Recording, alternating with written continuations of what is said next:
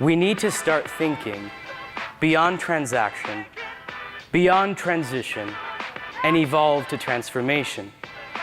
Because when I see the experience economy, and I see the wellness economy, and I think about the next 3 to 5 years, I think what's being defined in front of us is a transformation economy.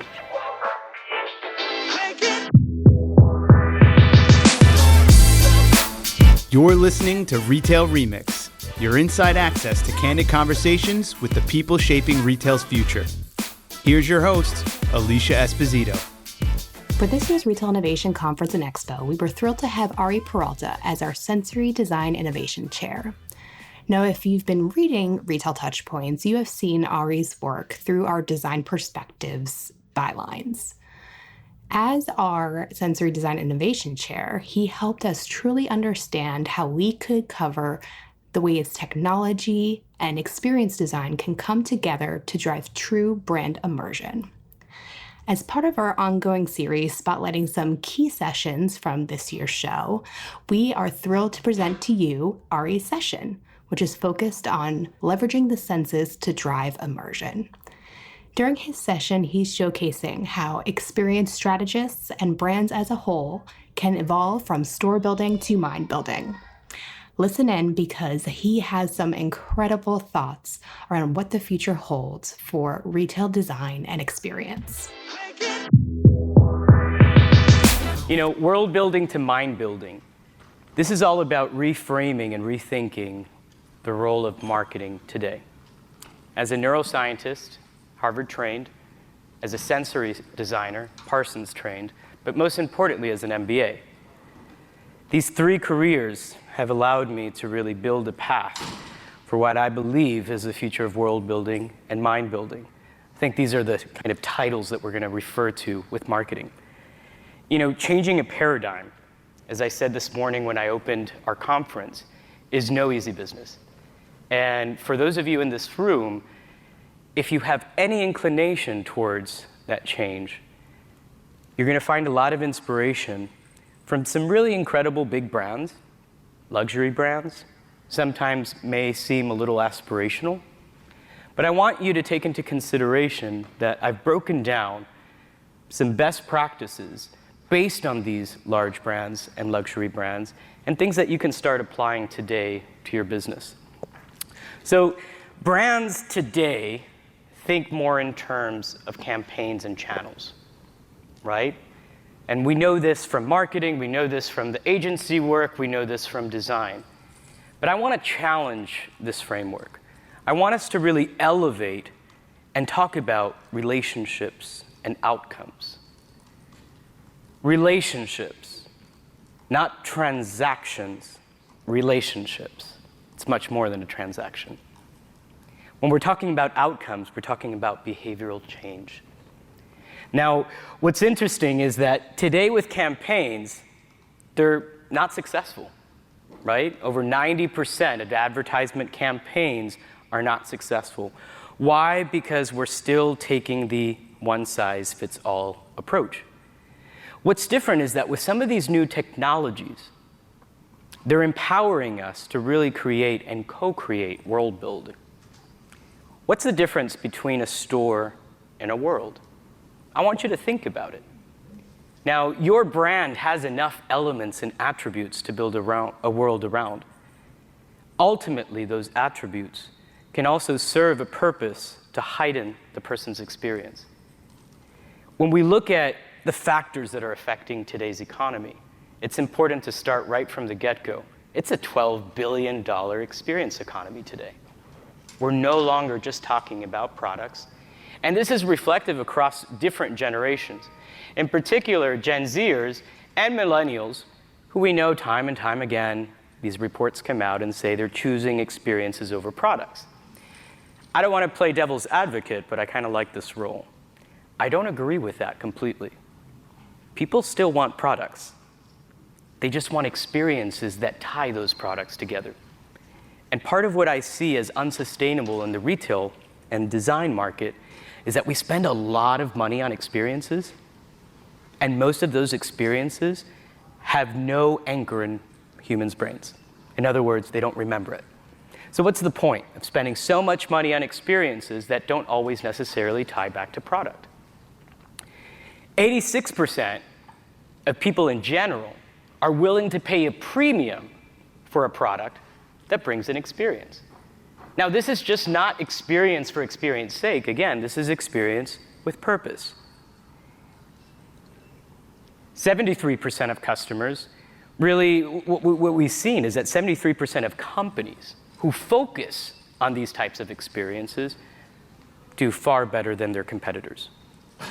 So I want to show you some of the factors that I'm kind of taking in, right? I work across different industries, so I'll share a little bit more about myself before I get into this. I started Arigami about 6-7 years ago, can't even remember the date, as a neuro research and multisensory company. But to be honest, we started in fashion. I was trying to put out a multisensory fashion line, and the more I worked with scientists, the more I wanted to become one. So I did. And what I wanted to do through Arigami was really bridge the gap between a lot of that scientific jargon that's very difficult to understand and the pseudoscientific design world that will take anything. I wanted to provide somewhere in between where we can bridge these ideas, work together, and collaborate. Since then, we've helped organizations like NASA, ESA, all the way up in space, helping our astronauts function and do better thanks to sensory design and sensory exercises.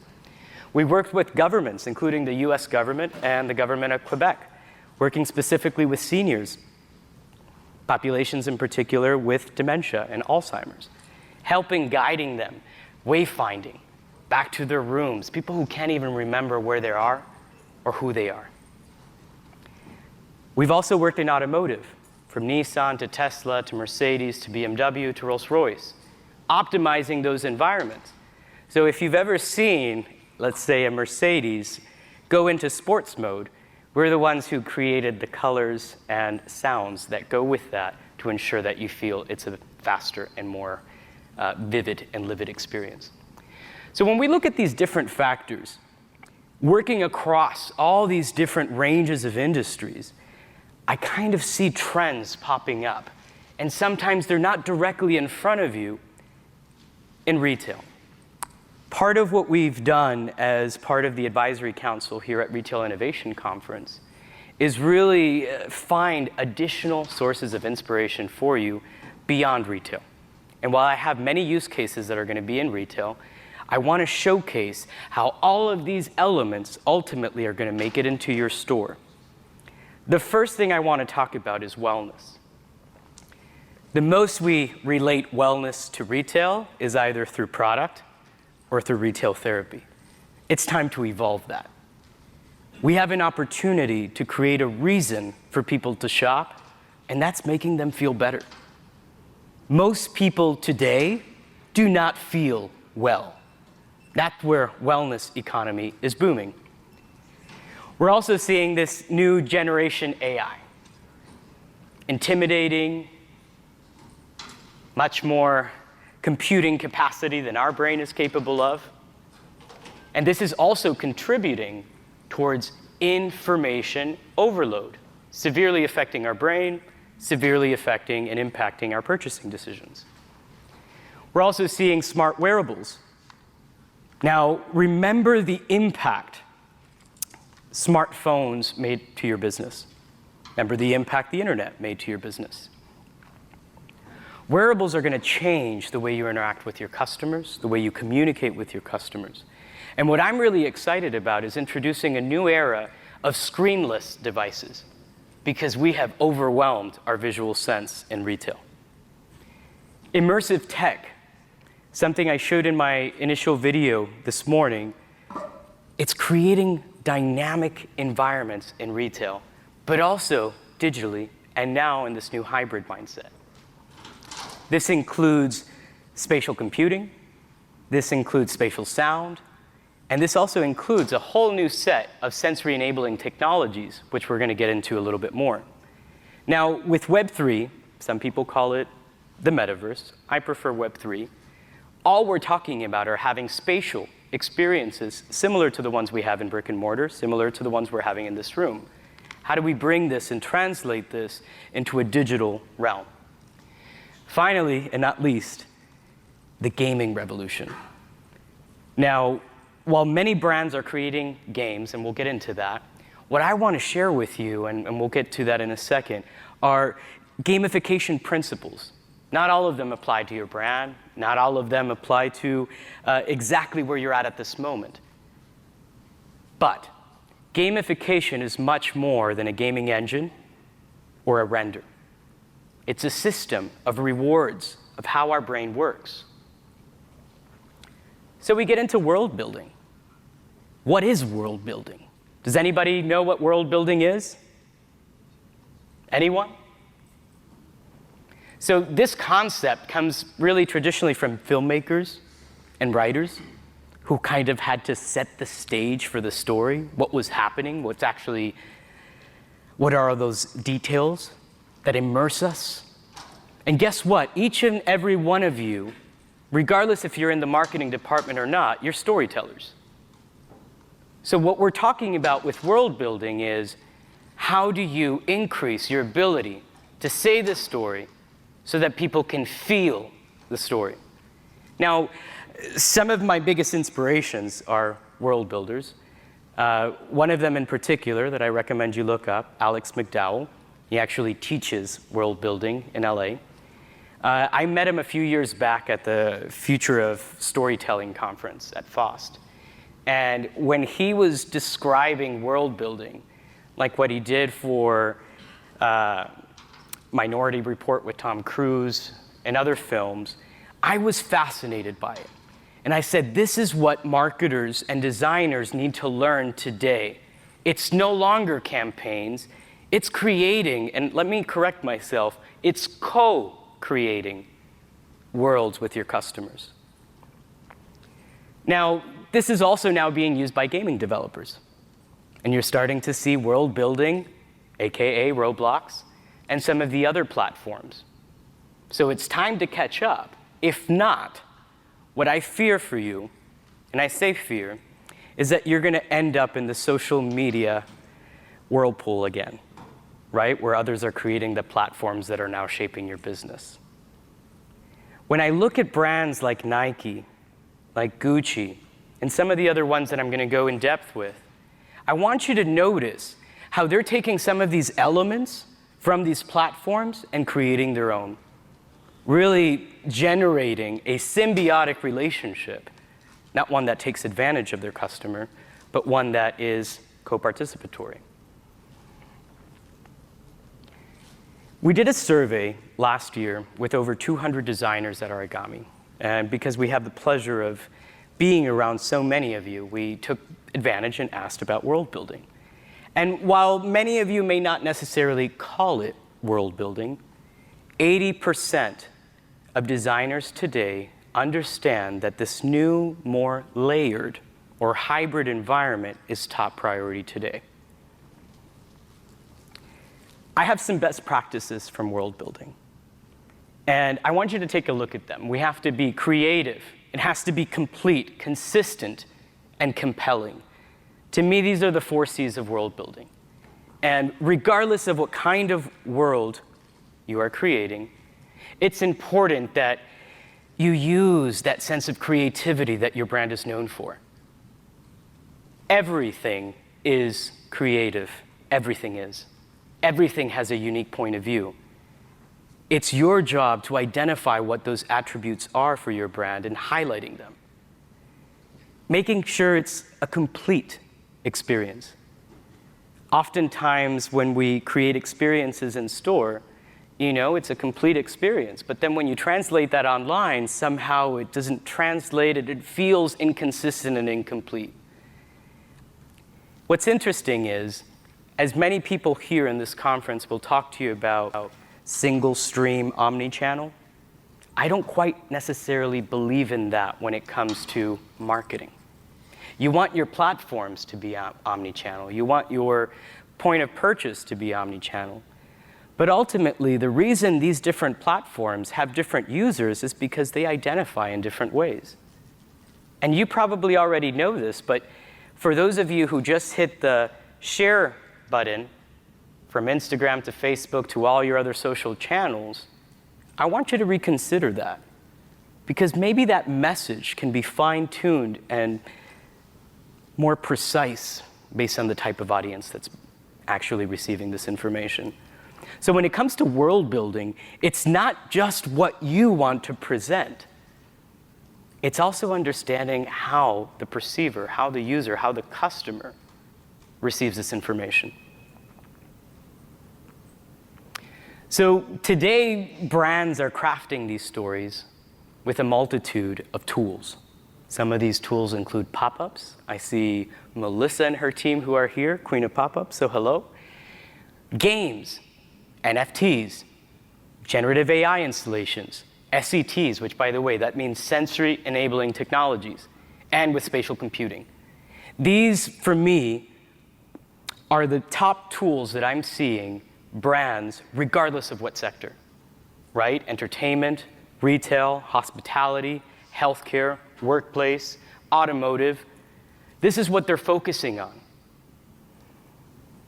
So let's look at how some of the best brands on earth, who are great storytellers, are translating and using these different tools to not create an omni-channel experience, but to create a multi-dimensional, and mark my words, multimodal, in other words, multi-sensory experience.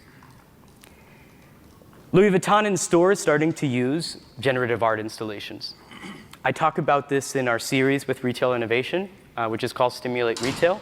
So I encourage you, and I'll share a QR code in a bit so that you can check out the series. But generative art is everywhere. What's the difference between traditional art and generative art? Well, static versus dynamic. The difference with these generative art installations is that the customer, as they walk in the store, they leave their signature, and not just on the transaction, but on the design itself. These are using different types of sensors that allow recognition of people's movement, of their temperature, of other things, just to create the experience. Now, they're able to then bring that experience, an example with Louis Vuitton, online with Louis the Games, which has been quite successful. Bringing some of the fantastical world of Louis Vuitton in a three-dimensional space. Creating games and also building quite a reputation with Gen Zers. Finally, most recently, they've introduced their first NFT collection. I'm really excited about this NFT collection. I've created NFTs with Deepak Chopra for meditation, and I'm really excited to see yet another functional, practical way. Now, I'm not here to speak poorly about creatives and NFT makers, although there's a wide variety of them. But I do believe that we are evolving from funky, funny apes that get us into yacht clubs to actually collectibles. And I want you to think about this. This new digital and hybrid consumption offers us a unique pathway to sustainability.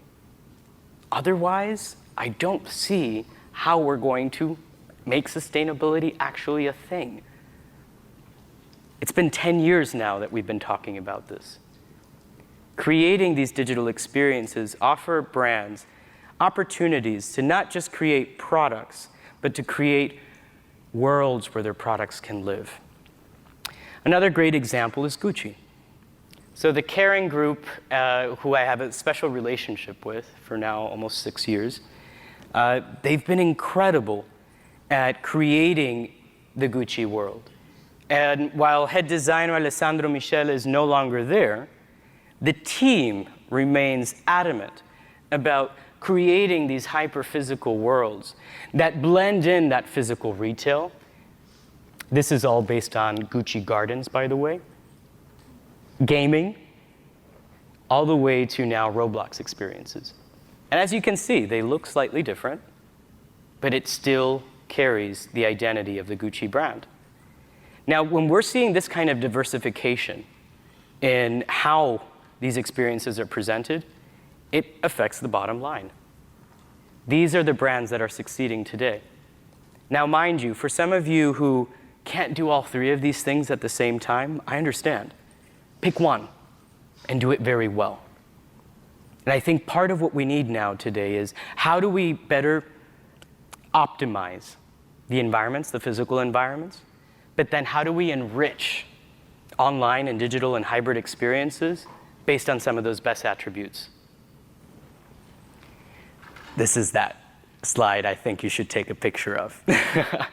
This is something that came from one of our partners in the UK who created a gamification periodic table. I want you to spend some time with this. I'm not going to go through all of it because it's going to take too long. But what I want to show you is that gamification isn't just one thing. It's a system of things. It's a collection of techniques, methods, and tools that have been proven effective at creating behavioral change. Now, we need to be careful with this, because this is also the reason why I feel a lot of people are addicted to certain types of technologies. I feel that this is also, when done irresponsibly, one of the reasons why, gosh, we feel like we just can't catch up. Does anybody feel that time is going by a little extra fast lately? For those of you who didn't raise your hand, please wait for me outside. I would love to talk to you. Some of the best practices when it comes to world building is really about creating purpose and designating that purpose throughout. So please reimagine what a store is. Reimagine how you tell your story. And part of the interesting and creative outlet that we have with these new digital worlds is that you're not constrained by the rules of physics. So have fun. People want to have fun.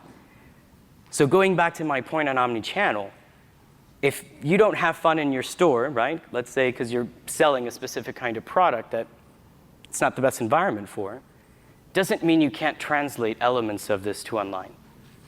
And I think what's interesting is that today we have a super hyper-segmented consumer, a fragmented consumer. But what's interesting is that when we see visitors engaging with these new tools, we see purchase behavior go up. And that's ultimately the bottom line of why we're even here. To help our brands grow, to help them build relationships with the people that can help them grow today, and to instill the relationships and planting those seeds of the relationships for tomorrow.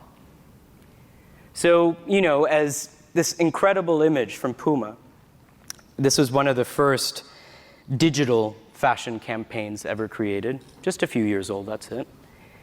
I think it's important that we also take a responsibility on what are the sensory conditions we create in these worlds, going back to the issues we've created in this physical world. I say we because I like for us to take responsibility for our role in sensory overload, in the mental health crisis. These are our kids, your kids too, our friends, our neighbors, ourselves. How can we make advertisement healthy? How can we make the shopping experience an empowering and transformative experience? How can we make the online experience extend to that? This is where I want to showcase why wellness is more important than ever. If you recall, when we started, I talked about how amazing that $12 billion experience economy is. Now I want you to take a comparison. Look at it. Compare it to the 4.6, it'll actually be 8. It'll be announced in a few months from the Global Wellness Institute. $4.6 trillion wellness economy. Wellness is taking over. And if retail doesn't catch up, it will take over retail. We're starting to see a lot of interesting brands that are mixing and elevating wellness experiences, but they're mostly wellness brands. I don't think wellness is just for wellness brands. And this is where I want to challenge you as the architects of our future, as the designers of our present, but the architects of our future. We need to start thinking beyond transaction, beyond transition, and evolve to transformation. Because when I see the experience economy, and I see the wellness economy, and I think about the next 3 to 5 years, I think what's being defined in front of us is the transformation economy. As we start adding more layers and more layers to our physical experiences, we're starting to add more information to an already overwhelmed brain. So I want you to take into consideration of those limits, those thresholds that we all have. Currently, 2 out of 3 stores have incongruent sensory information. In other words, the music doesn't match the product, doesn't match the message. These are simple things. But if we're going to get into world building, and this is world building, we need to take these things into consideration. Hybrid environments are something that will continue to dominate our markets. In fact, when I'm talking to some of the largest architecture firms that I work with, like Gensler or HKS, this is their top priority. And what's interesting is some of the research that we've done around hybrid, in particular hybrid work, what we've identified is that, okay, hybrid's where you begin, but currently we've at least identified 15 different types of hybrid work types. So it's important now that we go beyond these umbrella terms, dig a little bit deeper, add a little bit more meaning and purpose to what we are trying to actually create, so that we avoid this, it's beautiful, but this mumbo jumbo of sensory information that is irrelevant, inconsistent, and most of all, harmful to our brain. Without getting too much into science, I still have to cover the science part as a neuroscientist. So in the simplest way possible, I want to show 3 different outcomes. Sensory underload. That's not enough sensory information. That typically doesn't happen in retail, but it does happen in digital retail, where you're underwhelmed by the movement, the depth, the color, right? This is all still visual. Let's not even get into the senses beyond that. Then we have this extreme sensory overload. 4 out of 5 people are experiencing anxiety at this time. The difference between stress and anxiety is simple. We are born to be stressed, a little bit, right? And this comes back to our evolutionary biology. If somebody's chasing me from that podium, I'm going to run, and I'm going to be stressed, and my body's going to go, alert, go. But when I go back to the hotel room, lay in bed, and think about that person chasing me, that's anxiety, to make it a very simple way. So as we world build, we kind of need to take into consideration what is mind building to ensure that we actually unite both. Ultimately, when you give someone clean, consistent, and we'll get into now congruent information, what you're able is to unlock a world of sensory attributes that really can enhance the way you do, the way you sell, the way you communicate, the way you engage. So most of us think of the senses as 5 organs: our eyes, our ears, our skin, our tongue, our nose. Truth of the matter is, it's way beyond that. The senses, it's like this biological language that's encoded inside our body, inside our brain, and we're starting just to get an idea of how influential sensation is to perception. So if we are world building, if we are taking into account this new era of wellness, well-being, then what we are actually doing is mind building. And this is where I want to challenge you to go even further. World building is not enough. Brands don't need a purpose. This is probably the first person to ever say that. Brands don't need a purpose. I believe brands are about helping people find their purpose. We've gotten, I think, a bit confused with what a brand stands for and what do people stand for. Ultimately, brands are people. So I want you to take into consideration, what is your brand stance on well-being, on sensory design, on sensory comfort, on world building, and most of all, on achieving purpose. A brand that can help its customer identify their purpose, achieve their purpose, that's relationship building, that is outcome-centric, and that has been shown to be up to 80% stronger in return on investment. So for us in marketing, what we've done traditionally is we have a brand, we have different brand messages based on different segments, and each one we kind of just say a completely different thing. I want to invite you, again, to not try and be everything to everyone, but to really define what is your brand, what is your message. Then our goal becomes different. It's not about forcing that message to as many people as we can. Our role then evolves to, how do we translate this message? We're translators. We've translated it through design. We've translated this through visual merchandising. We've translated through campaigns. But now we're going to have to translate into worlds, into wellness, into mind building.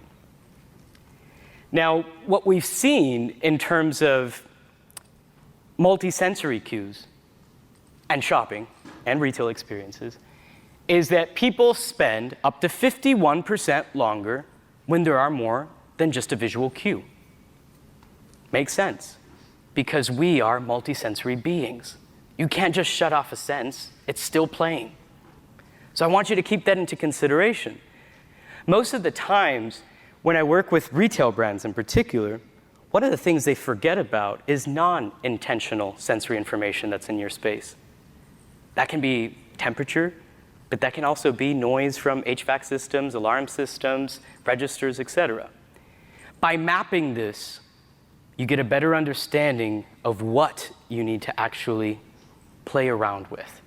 It's not just about intentional design, it's also about being aware of the sensory properties of the space you're inhabiting. Now, what's interesting is that right now, brick and mortar, one of the reasons we say brick and mortar is still relevant, it's because you have a sensory experience, which you can't have digitally yet. And we're going to talk about that, but that window is closing. So it's important that you get those sensory experiences correct and right in store so that you can start translating them online as some of these new sensory enabling technologies unlock an entire new paradigm for design online. Finally, I want to talk about some of those other elements, not necessarily sensory, but emotional. What's interesting is that our senses, I want you to think of an image, a pixelated image, where every single thing you see is like a little square. That's how we interpret the world. And each one of those squares doesn't necessarily have to be visual.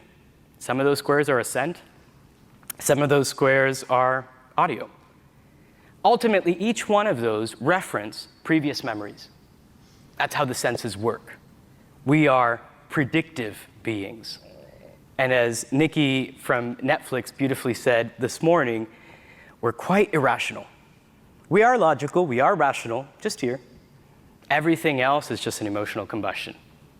And all you have to do is ask yourself. So as we move forward to personalizing experiences in a digital realm, it's important to take into consideration the individual differences we have. We're about 99.9% biologically equals.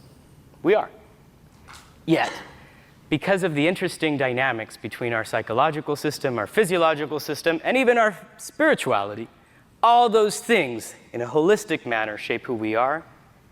Also, that perception that we have shapes how we feel about everything in life.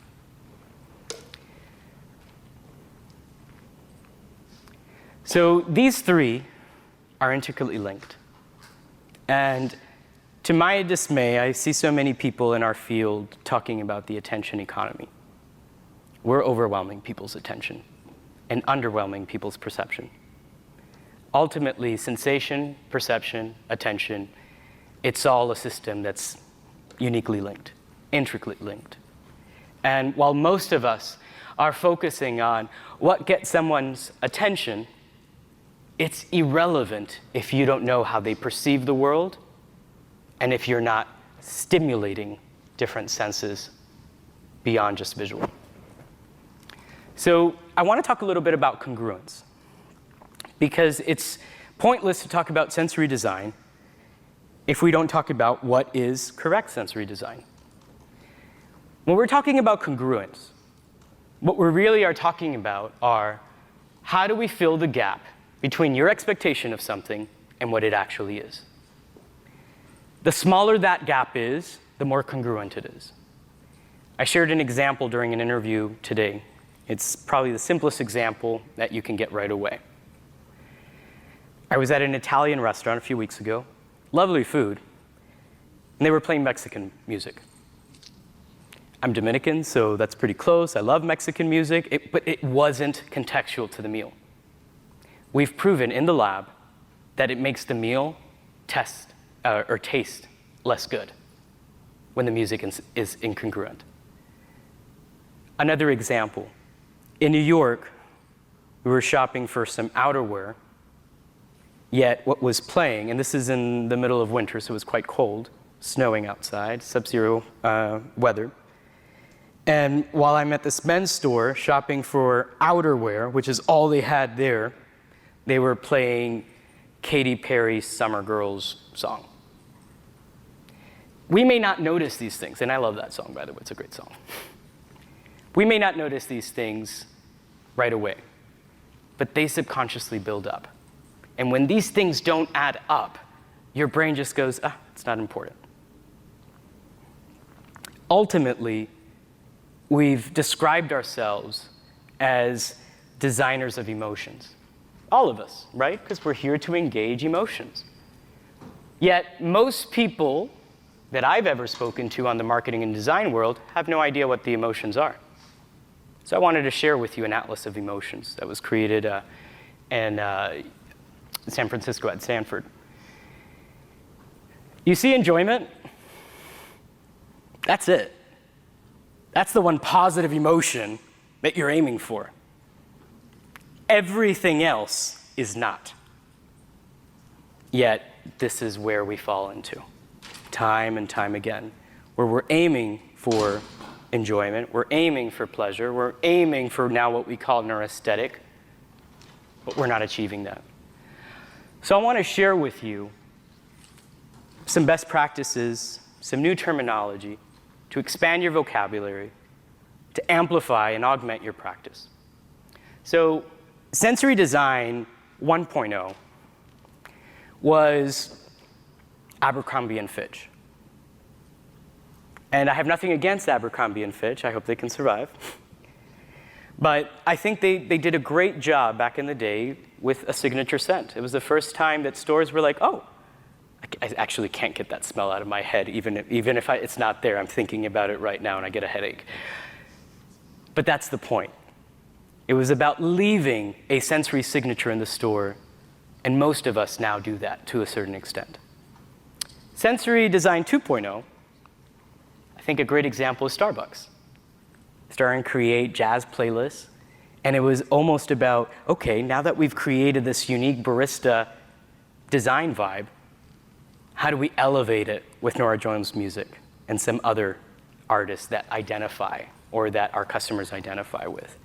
Those playlists became albums, and now they're synonymous to the atmospheric design of Starbucks. So what is sensory design 3.0? If 1.0 was about leaving a sensory signature, if sensory design 2.0 is about creating playlists and really exploring other sensory elements, 3.0 is all about behavioral change. It's all about helping people, again, achieve their purpose or speed up how they achieve their purpose. One of my most favorite projects was with Nissan.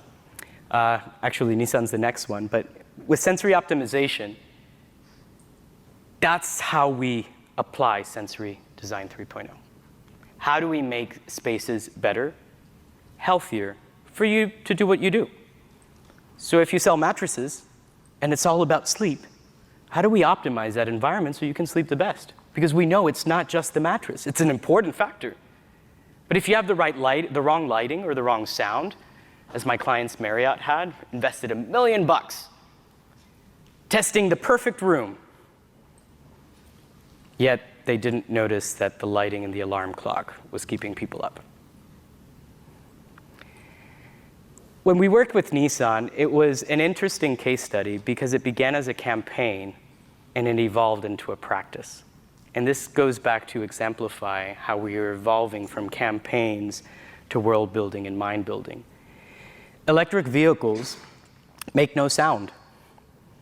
And families in Europe and in Asia who purchase Nissan electric vehicles, well, they just stopped.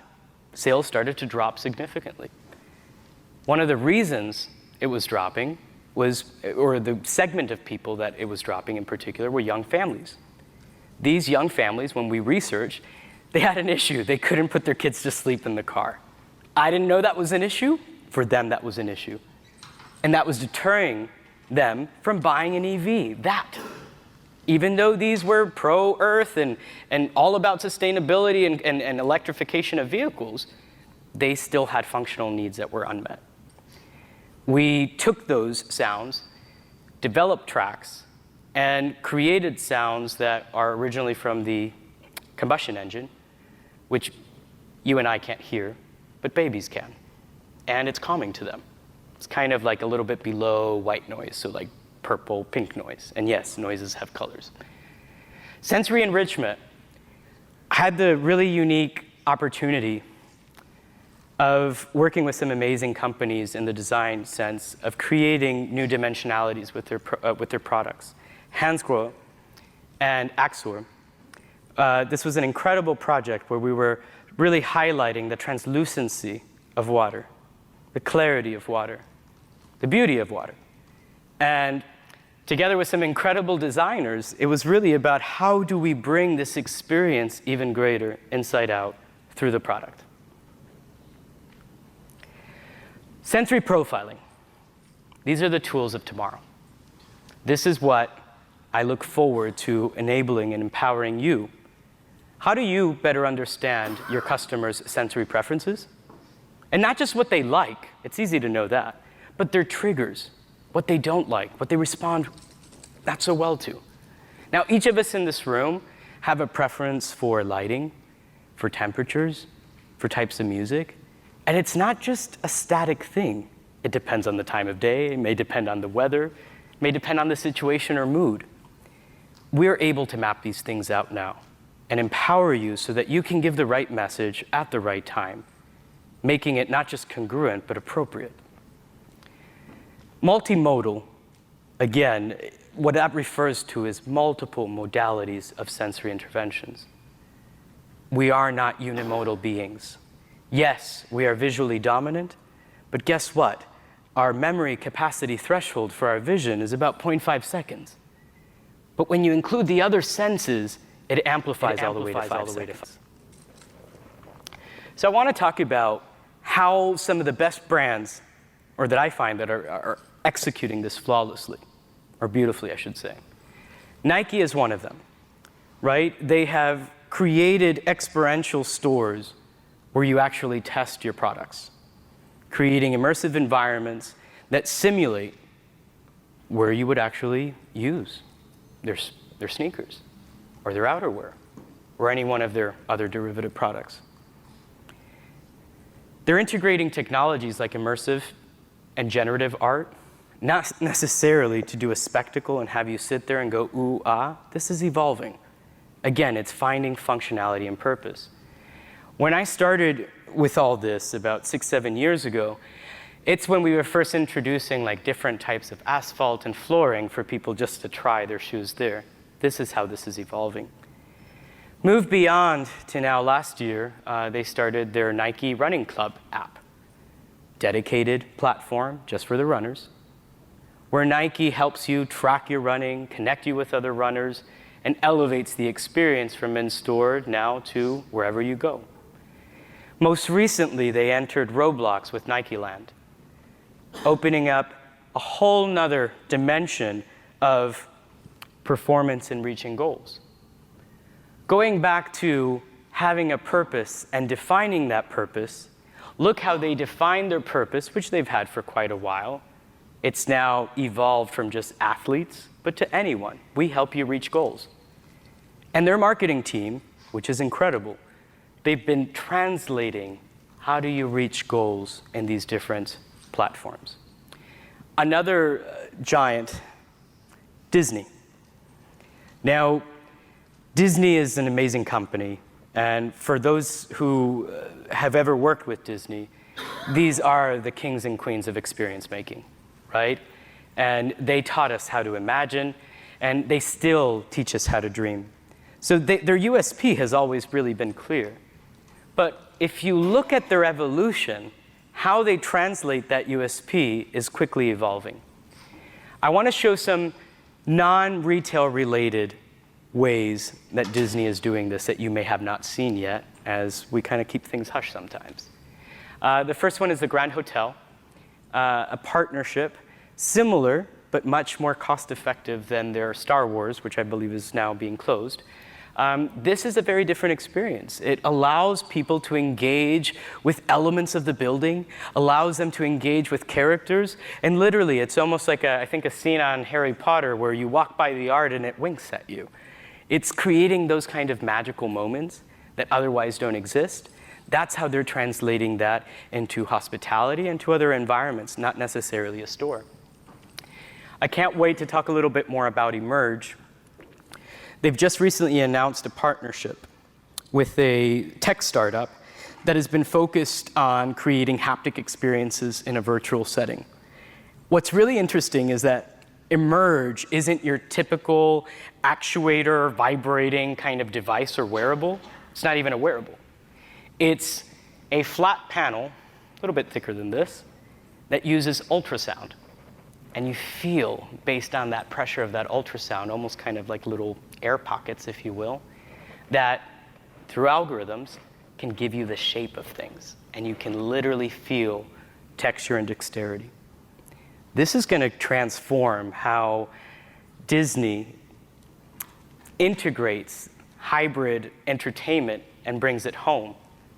Think about our kids being able to high-five their superhero just over that. Finally, they've entered the immersive experience world, where similar to my clients' grande experiences who've created Van Gogh and some of the kind of more popular ones today, Disney's taking its incredible Rolodex of characters, of animations, of storylines, and really fusing them together to create a multisensory and immersive experience. And while what you see here is visual, we actually have haptic vibration on the floor. We're actually using scent release for specific visuals. So when we talk about mind building, I want to share these few points. Brands need a reason to be found. Beyond your product, what's the reason people come to you? Do you know that? Build upon that. If we look at Nike, it was about reaching goals. If we looked at Disney, it was really about imagination and escapism. It's important to now understand what are your verbs that you need to translate to your audience, not just the adjectives. What we are going to see throughout this conference, and if you haven't already, keep your eye open, it's this whole new functional wave of things. Design, experience for just design or experience sake, it just doesn't cut it. People need function with these experiences. And typically, they need multiple functions, not just one. Brands have a great challenge now. of marrying these two very different worlds that they've treated very differently, the physical, digital. What's interesting about this new hybrid era is that it connects these fields together.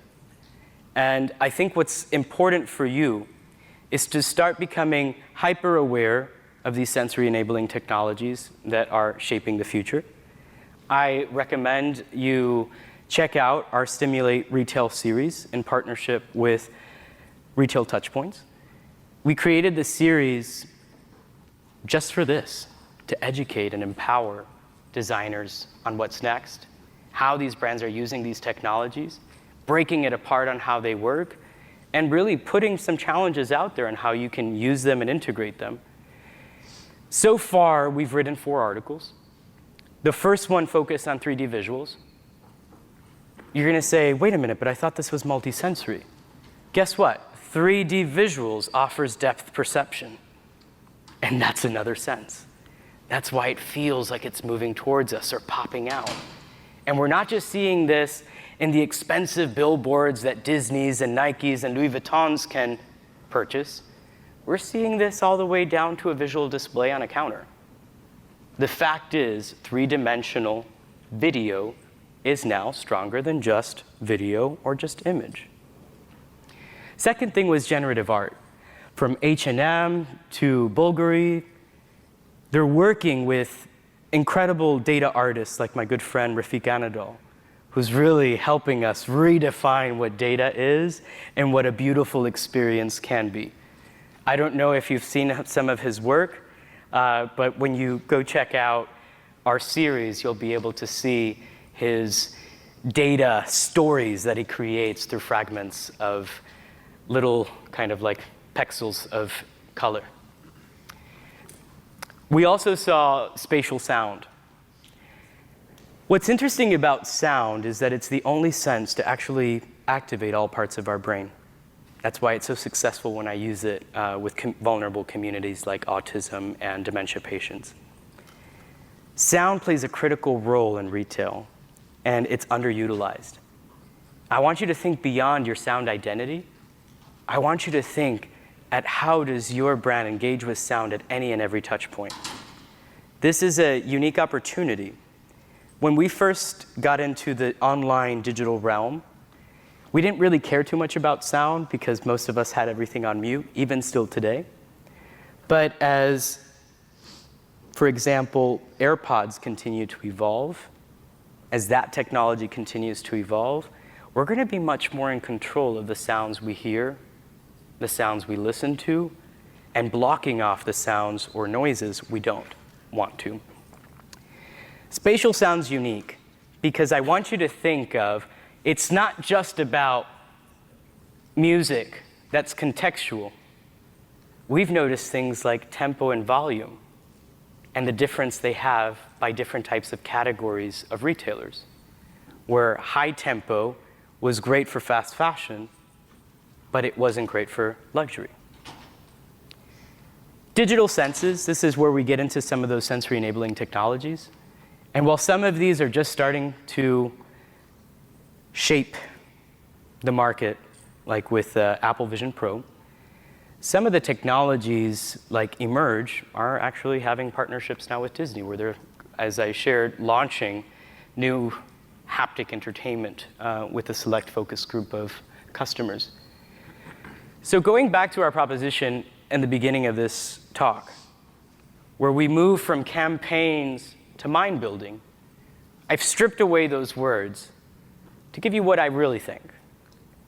Are you ready to evolve from exploiting and overwhelming to co-creating and world building to empowering and mind building? Thank you.